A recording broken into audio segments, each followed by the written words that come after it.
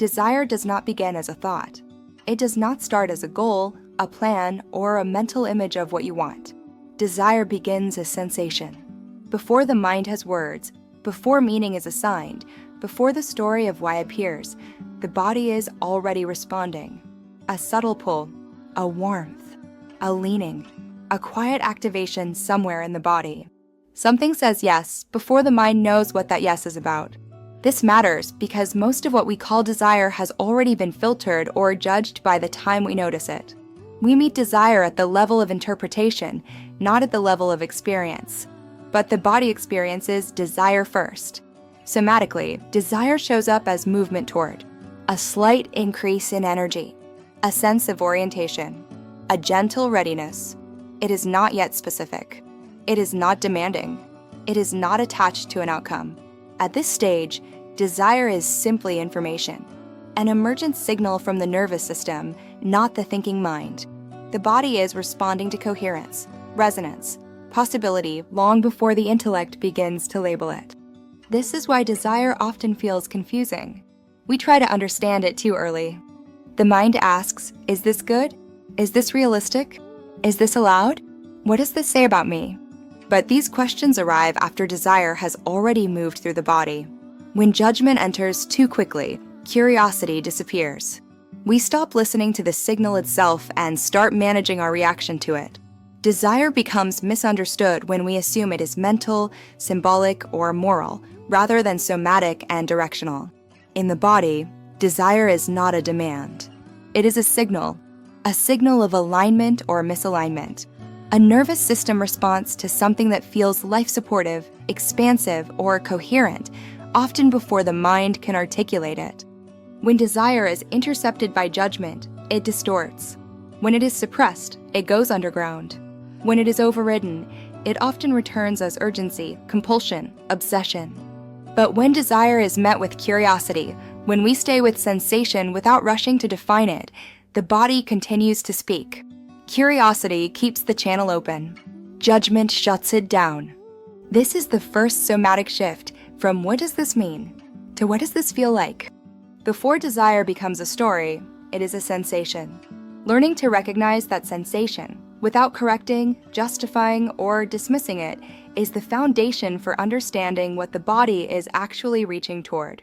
Desire is often taught as evidence of something missing, as proof that you don't have enough, a signal of deficiency, emptiness, incompleteness.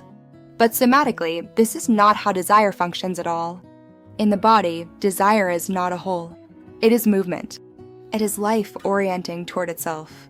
Before desire is distorted by urgency or fantasy, it arises as a natural directional impulse, an intelligence moving through the nervous system. The body senses coherence, expansion, aliveness, and leans toward it, the way a plant turns toward light. There is no lack in that movement, no problem being solved, just life recognizing more of itself. This is what clean desire feels like. Clean desire is spacious. It does not collapse the present moment. It does not say, I can't be okay until this happens. It says, this direction feels alive. Survival wanting feels very different. Survival wanting is not driven by orientation. It is driven by regulation. The body is trying to escape discomfort, soothe threat, restore safety as quickly as possible. The movement is no longer toward life, but away from what feels intolerable. Somatically, survival wanting carries urgency. The breath shortens. The body tightens. The nervous system signals danger. This is where desire gets misread as lack. Not because desire is lack, but because the system is already in contraction when the wanting arises. Clean desire can wait. Survival wanting cannot. Clean desire has direction without pressure. Survival wanting demands resolution. One emerges from an open nervous system, the other from a braced one. This distinction matters because many people try to eliminate desire altogether when the real issue is not desire. It's contraction. When desire is suppressed, ignored, or judged as unspiritual, the body doesn't become free. It becomes tighter. The signal doesn't disappear, it gets compressed. And compressed desire does not dissolve. It mutates. Suppression creates contraction. The body learns its natural orienting impulses are unsafe or unwelcome. Over time, this leads to numbness, compulsive wanting, or oscillation between overreaching and collapse. Clean desire moves through the body. Suppressed desire gets stuck in the body. This is why desire is not something to get rid of. It is something to differentiate. When the nervous system is regulated, I desire is simply information. When the system is dysregulated, desire distorts into urgency, lack, fixation. The shift is subtle but profound. Desire is not evidence that something is wrong. It is evidence that life is moving. And the quality of that movement tells you far more about your nervous system than it does about what you should want. Understanding desire as intelligence, not deficiency, allows the body to stay open. And when the body stays open, desire no longer needs to shout, rush, or hijack the system to be heard. When desire arises, the body does not stay neutral. Something activates. Energy increases. Attention sharpens. The system becomes more open to movement, contact, and possibility. Somatically, desire is an activating signal. It adds charge to the nervous system, not as stress, but as available energy. The body is being invited out of stasis and into participation. This is why desire often feels like a quiet waking up, a warmth in the chest, a pull in the gut, a sense of aliveness returning to places that were dormant. This activation is not a problem. It is the beginning of movement. Desire is the first step in the manifestation cycle because it changes the state of the system. Before anything external shifts, the internal field reorganizes. The nervous system moves from neutrality into orientation, from rest into readiness, from passive awareness into directional engagement. Nothing has happened yet, and yet everything has begun.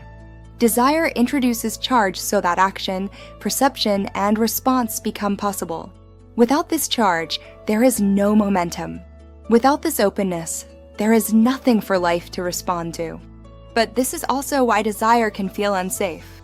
Activation means more sensation, more visibility, more exposure. As desire increases energy, it increases demand on the nervous system to stay open. For systems shaped by survival, this rise in charge can feel like threat. The body has learned that activation leads to overwhelm, disappointment, or loss of control. So the same signal that initiates creation can also trigger contraction. This is where desire gets interrupted.